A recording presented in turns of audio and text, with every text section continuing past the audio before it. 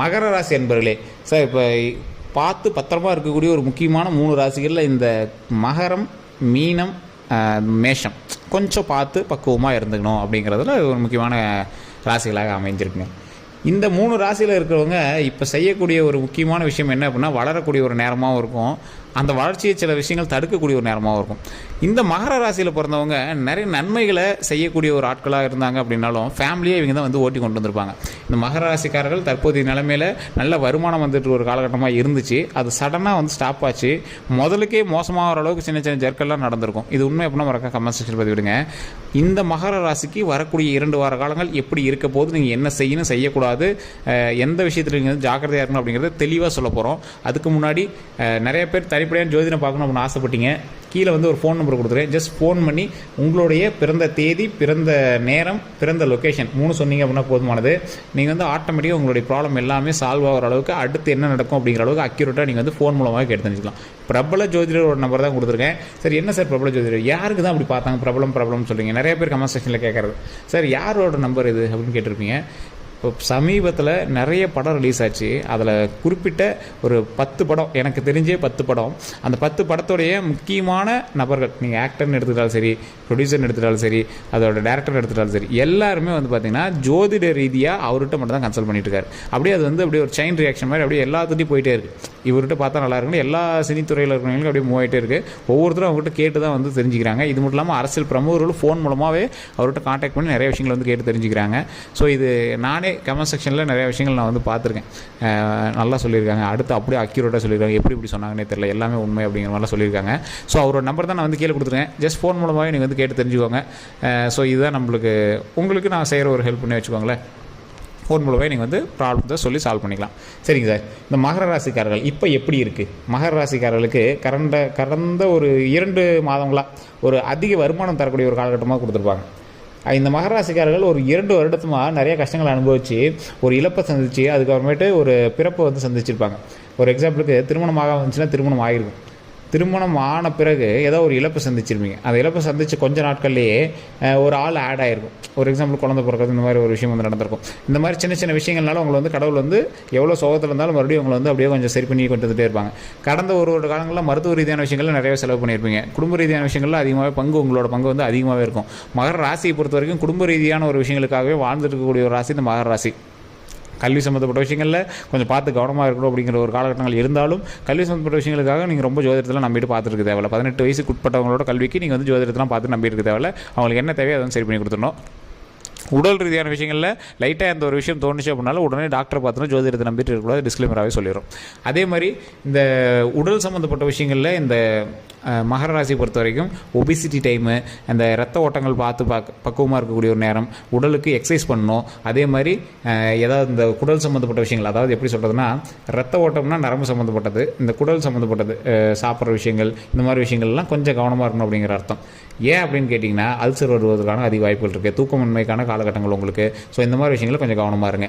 இது எல்லாம் ஒரு பக்கம் இருந்தாலும், உடல் ரீதியான விஷயங்கள் நீங்கள் கவனமாக இருக்கக்கூடிய ஒரு நேரம் தான். இது ஒரு பக்கம் இருந்தாலும், தொழில் ரீதியான விஷயங்களில் கொஞ்சம் ஜர்க்கடிச்சு உங்களுக்கு வரக்கூடிய ஒரு நேரம். இது வந்து கம்ப்ளீட்டாக உங்களுக்கு ஜீரோ பண்ணாது, நான் தெளிவாகவே சொல்லிடுறேன். இடமாற்றம் வந்து உங்களுக்கு இருக்குது அப்படிங்கிற பட்சத்தில் இடமாற்றம் வந்து பக்கத்தில் இருக்கக்கூடிய ஒரு ஏதோ ஒரு குறிப்பிட்ட ஏரியாவுக்கு நீங்கள் வந்து கொஞ்சம் கொஞ்சம் மாறிட்டே இருந்தீங்க அப்படின்னா உங்களுக்கு வந்து சரியாக போயிடும். மற்றபடி உங்களை டோட்டலாக வந்து தொழில் ரீதியாக ஜீரோ பண்ணாது. எப்படி இருக்கும் அப்படின்னா, உங்களுக்கு ஏதோ ஒரு சின்ன ஒரு லேகை கொடுத்து, தொழிலில் ஏதோ ஒரு இறக்கத்தை கொடுத்து மறுபடியும் ஏற்றத்தை கொடுங்க. நல்ல ஒரு ஏற்றத்தை கொடுத்துச்சு சார், ஆனால் என்ன டக்குன்னு அதை நின்றுச்சு அப்படின்னு நினைப்பீங்க. சார் உங்களுக்கு ஏற்றத்தை கொடுத்துச்சு அவ்வளோதானே தவிர பழசுலேருந்து உங்களை வந்து இறக்கலை. ஒரு 100 ரூபா அந்த இடத்துல 200 ரூபாய் வர வச்சுச்சு. ஆனால் இப்போ வந்து அந்த மறுபடியும் 100 ரூபா தான் வருது. அது இறக்கம் தானே அப்படின்னு கேட்டிங்கன்னா, அந்த 100 ரூபா உங்களுக்கு கொடுத்து போனஸ் அப்படி தான் எடுத்துக்கணுமே தவிர டோட்டலேருந்து உங்களை இறக்கல, உங்களோட ரெகுலர் சம்பளத்தை வந்து உங்களை இறக்கல. ஸோ இப்படி தான் நீங்கள் வந்து இந்த மகராசிக்காரில் எடுத்துக்கணும். சரி சார், இதெல்லாம் ஓகே சார், தொழில் ரீதியான விஷயங்கள்லாம் ஒரு பக்கம் இருக்குது. இது ஒரு பக்கம் தொழில் ரீதியான விஷயங்களை பார்த்தோம் அப்படின்னாலும் நிறைய மன உளைச்சல் சம்மந்தப்பட்ட விஷயங்கள் நடக்குது சார். என்ன பண்ணாலும் ஏதோ ஒரு வளர்ச்சி உண்டாக்கலாம் அப்படின்னு நினச்சா வரமாட்டேங்குது சார். இந்த மகராசிக்காரர்கள் நிறைய பேர் யோசிச்சிருப்பீங்க, சார் லேண்டு வாங்கலாம்னு ஆசைப்பட்டு ரொம்ப நாளாக பார்க்குறேன், ஆனால் வாங்க முடியல சார் அப்படின்னு இருப்பீங்க. ஆனால் மகர ராசியில் 2 விதமாக பிரிக்கிறாங்க. எப்படி நட்சத்திரத்தின் பாலும் சரியாகும், அதே மாதிரி மகர ராசிக்கு ராசியின் பாலும் இருக்குது. இந்த ராசியின் பால் பார்க்கக்கூடிய ஒரு முக்கியமான விஷயம் என்ன அப்படின்னு பார்த்தீங்கன்னா, இந்த மகர ராசியில் இருக்கக்கூடிய அன்பர்கள் ராசி சம்மந்தப்பட்டு பார்க்கும்போது இவங்களுடைய பேரில் லேண்டோ இல்லை வீடோ சொத்தோ வாங்குறது அவங்களுக்கு அவ்வளோ செட் ஆகாது.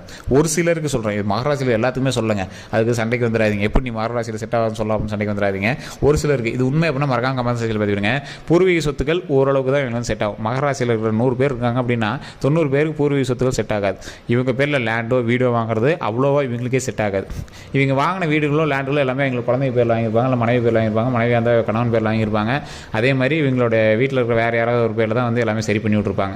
ஸோ அந்த அளவுக்கு வந்து இந்த விஷயங்கள் வந்து அமைஞ்சிருக்கும். இது உண்மை அப்படின்னா மறக்காம கமெண்ட் செக்ஷனில் பதிவிடுங்க.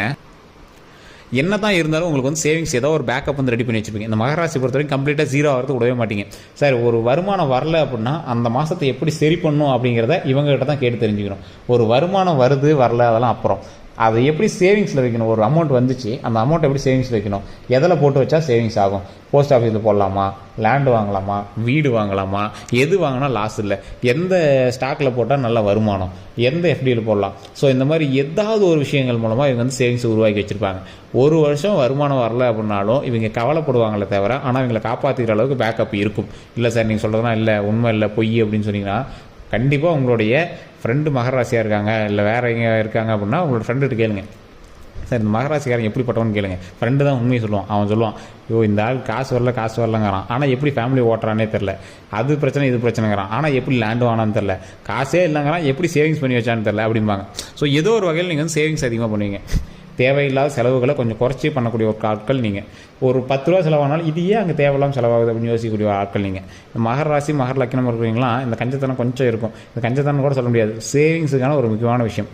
மற்றவங்க பண்ணுற ஆடம்பரத்தை தவிர்த்து ஒரு முக்கியமாக ஒரு குறிப்பிட்ட அளவுக்கு நீங்கள் வந்து செய்யணும் அப்படிங்கிறது உங்களுடைய சேவிங்ஸுக்கான விஷயம். சரி சார், இதெல்லாம் ஒரு பக்கம் இருக்கட்டும் சார். இனி வரக்கூடிய வாழ்க்கை எப்படி இருக்க போகுது, இந்த 2 வார காலங்கள் எப்படி நம்மளுக்கு வந்து உயர்வை தரப்போகுது அப்படிங்கிறவங்களுக்கு, சார் இந்த 2 வார காலங்கள் உங்களுக்கு ஏற்கனவே இருந்த நார்மலான வருமானம் வந்தாவே போதுங்கிற ரேஞ்சில் நீங்கள் வந்து வந்திருப்பீங்க. ஒரு சின்ன சர்க்கிள்கள் மூலமாக பல இது வந்ததாவே போதும் அப்படிங்கிற ரேஞ்சுக்கு வந்திருப்பீங்க. அதே மாதிரி சில கண்ணுப்படுற தருணம், இந்த விஷயங்கள்லாம் கொஞ்சம் கண்ணுப்படுது அப்படின்னு சொல்லுவாங்க பார்த்தீங்கன்னா, அந்த மாதிரி நீங்கள் வந்து கொஞ்சம் ஆடம்பரமாக செய்யக்கூடிய விஷயங்கள்னால கண்ணுப்பட்டுருக்கு அப்படின்னு தான் சொல்லணும். அதெல்லாம் சுற்றி போட்டிங்க அப்படின்னா ஆட்டோமேட்டிக் சரியாக போயிடும். எந்த ஒரு செயல்கள் செய்தாலும் கல்வி ரீதியான விஷயங்களுக்கோ இல்லை நீங்கள் ஏதாவது ஒரு டாப் லெவல் பிஸ்னஸ் பண்ணுறீங்க அப்படின்னா கொஞ்சம் சீக்கிரட்டாக செய்கிறது ரொம்பவே நல்லது. அதை ஒரு ஆடம்பரமாக பண்ணி அதை ஒரு பில்டப் பண்ணி நீங்கள் தான் பண்ணுறீங்கன்னு தெரிஞ்சு பண்ணுறதை விட அதை கொஞ்சம் சைலண்ட்டாக பண்ணிங்க அப்படின்னா உங்களுக்கு ரொம்பவே நல்லது. இதுதான் வந்து மகர ராசியை பொறுத்த வரைக்கும் ஒரு முக்கியமாக தெரியுதுங்க. அதே மாதிரி இந்த மகர ராசிக்காரர்கள் எதை செய்யணும், இப்போ செய்யக்கூடிய விஷயங்கள், நீங்கள் தொழில் செய்கிறீங்க, லேண்டு வாங்குறீங்க, வீடு வாங்குறீங்க, வேற எங்கள் பேரில் வாங்குறீங்க அப்படின்னா உங்கள் குடும்பத்தில் இருக்கிற யாரோ ஒரு ஒய்ஃபோ இல்லை பையனோ எங்கள் பேர் வாங்குறதெல்லாம் வாங்கலாம், ஒன்றும் பிரச்சனை கிடையாதுங்க. உங்கள் பேர்லேயே வாங்குறீங்க அப்படின்னா ஏதாவது ஒரு டாக்குமெண்ட் இருக்குது, அதை சரி பார்த்துட்டு ஈஸி செக் பண்ணிவிட்டு எல்லாம் பார்த்து வாங்க. வாகன ரீதியான விஷயங்கள்லாம் பண்ணுறீங்க அப்படின்னா பார்த்து வண்டி வாங்க.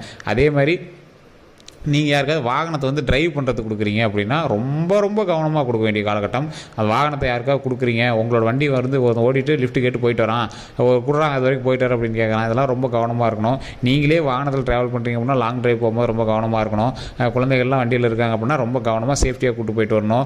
உங்களை நம்பி வரவங்கள பத்திரமா கூட்டு போயிட்டு வரணும். தேவையில்லாமல் ரோட்டில் யாரோ போயிட்டு இருக்காங்க, லிஃப்ட் கொடுக்குறன்னு போனோம், அவன் வண்டியில் போயிட்டு போது தூங்கிட்டான், வண்டியை ஆட்டிட்டான், அந்த மாதிரி ஏதாவது பிரச்சனைகள்லாம் இருந்துச்சுன்னா அதெல்லாம் கொஞ்சம் அவாய்ட் பண்ணி பார்த்து தெரிஞ்சுக்கோங்க. அதாவது தேவையில்லாமல் நீங்கள் செய்யக்கூடிய விஷயங்களை கொஞ்சம் தவிர்த்துக்கோங்க. நீங்கள் நன்மை அப்படின்னு செய்யக்கூடிய விஷயங்கள் பல நேரத்தில் உங்களுக்கு வந்து வேறு மாதிரி திருப்பி போடலாம். ஒரு எக்ஸாம்பிளுக்கு உங்களுக்கு யாராவது சின்னதாக ஒரு விஷயம் சொன்னாவே உங்களுக்கு வந்து கருக்குன்னு இருக்கும், மனசில் ஏற்றுக்க முடியாத ஒரு வழி வந்து உங்களுக்கு உண்டாகும். ஸோ அந்த மாதிரி ஆட்கள் நீங்கள் உங்கள் முன்னாடி யாராவது கொஞ்சம் ஏற்று பேசினாவோ உங்களை ஏதாவது கஷ்டமாக பேசினாவோ உங்களுக்கு வந்து ரொம்ப கஷ்டத்தை தான் இது பண்ணுவீங்க. அது ஒருத்தர் பேசினா அப்படின்னா ஒரு வாரத்துக்கு நீங்கள் வந்து ஃபீல் பண்ணிங்க, அவன் அப்படி சொல்லிவிட்டானே அப்படின்னு. ஏன்னா அதெல்லாம் ஏற்றுக்காத ஒரு ஆட்கள் நீங்கள், மற்றவங்களோட பிரச்சனைக்கு போகாத ஒரு ஆட்கள் நீங்கள். அதாவது இந்த மகராசிக்காரில் பொறுத்த வரைக்கும் எதுக்கு நம்மளுக்கு ஊர் வம்பு, எதுக்கு நம்மளுக்கு வீண் வம்பு அப்படின்னு நினைக்கிறவங்க, இருந்தாலும் மனசு வந்து உறுத்திட்டே இருக்கும். உங்கள் கூட பழகிறவங்களோ இல்லை உங்களோட நம்பி வரவங்களோ எல்லாத்துக்கிட்டையுமே நீங்கள் வந்து கொஞ்சம் யோசித்து செய்யக்கூடிய ஒரு விஷயங்கள் தான் நீங்கள் வந்து எப்பவுமே பண்ணிகிட்டு இருப்பீங்க. அந்த மாதிரி ஆட்கள் ஒன்றும் பிரச்சனையே கிடையாதுங்க. இதுக்கு மேலே நீங்கள் வந்து தொழில் ரீதியான விஷயங்களை கொஞ்சம் கவனமாக இருங்க. நீங்கள் வணங்க வேண்டிய தெய்வம் எப்போவுமே வந்து திருப்பதி ஏழுமலையான் தான். உங்களை காப்பாற்றக்கூடிய தெய்வம் திருப்பதி ஏழுமலையான் தான். திருப்பதி ஏழுமலையானோட வழிபாடு மிகப்பெரிய நன்மை கொடுக்கக்கூடிய வழிபாடுன்னு உங்களுக்கு எல்லாருக்குமே தெரியும். திருப்பதி ஏழுமலையான் நீங்கள் போய் வணங்கினாலும் சரி, இல்லை வீட்டில் இருந்தே வணங்குனீங்க அப்படின்னா ஓம் திருப்பதி ஏழுமலையானை போற்றி, ஓம் திருப்பதி ஏழுமலையானை போற்றி, ஓம் திருப்பதி ஏழுமலையானை போற்றி அப்படின்னு மறக்காமல் வணங்குங்க. நீங்கள் உங்களோட பக்கத்தில் இருக்கக்கூடிய பெருமாள் கோயிலுக்கு போய் புளி சாதம் அல்லது தயிர் சாதம் இது 2ல் ஏதோ ஒன்று வந்து அங்கே இருக்கக்கூடியவங்களுக்கு கொடுத்தீங்க அப்படின்னா ரொம்பவே நல்லது. அது மூலமாக பல நன்மைகள் உண்டாகும். அதே மாதிரி நீங்கள் வந்து வீட்டிலே இருக்கீங்க அப்படின்னா குலதெய்வ வழிபாடு கண்டிப்பாக பண்ணுங்கள். உங்களோட குலதெய்வம் வந்து எப்போவுமே வந்து இந்த மகர ராசிக்காரர்களுக்கு நல்ல உறுதுணையாக இருக்கும். அடுத்து என்ன செய்யணும் செய்யக்கூடாத வழி நடத்தி கொண்டு போகிறது இந்த குலதெய்வம் அப்படின்னு சொல்லலாம். ஸோ கண்டிப்பாக இந்த வழிபாடு பண்ணிங்க அப்படின்னா உங்களுக்கு ஒரு மிகப்பெரிய நன்மை உண்டாகும். இந்த 2 வாரத்தில் சின்ன சின்ன சர்க்கிள்கள் இருக்கத்தான் செய்யும். அந்த சர்க்கிள்கள் கொஞ்சம் சமாளித்து மேலே வந்துட்டீங்க அப்படின்னா எப்பவும் போல் வருமானம் வருவதற்கான அதிக வாய்ப்புகள் இருக்குது. அதேமாதிரி பழசை கம்பேர் பண்ணும்போது கொஞ்சம் வருமானம் ஓரளவுக்கு தான் இருக்கும். ஆனால் வரக்கூடிய நாட்கள் கொஞ்சம் சரியாக போயிடும். உடல் ரீதியான விஷயங்கள் கொஞ்சம் கவனமாக இருக்கும். மற்றபடி உங்களுக்கு எந்த ஒரு ப்ராப்ளம் கிடையாது. அதே மாதிரி குலதெய்வ வழிபாடு நான் முன்னாடி சொன்ன விஷயம் அதை பண்ணிடுங்க. இது பரிகாரம் அப்படிலாம் சொல்ல, அந்த திருப்பதி ஏழுமலையானை வணங்குறதும் பக்கத்தில் இருக்கக்கூடிய பெருமாள் கோயில்களுக்கு போய் ஆஞ்சநேயர் கோயிலாகவே இருந்தாலும் சரி அங்கே போயிட்டு ராமர் திருவடி கண்டிப்பாக முன்னாடி வச்சுருப்பாங்க.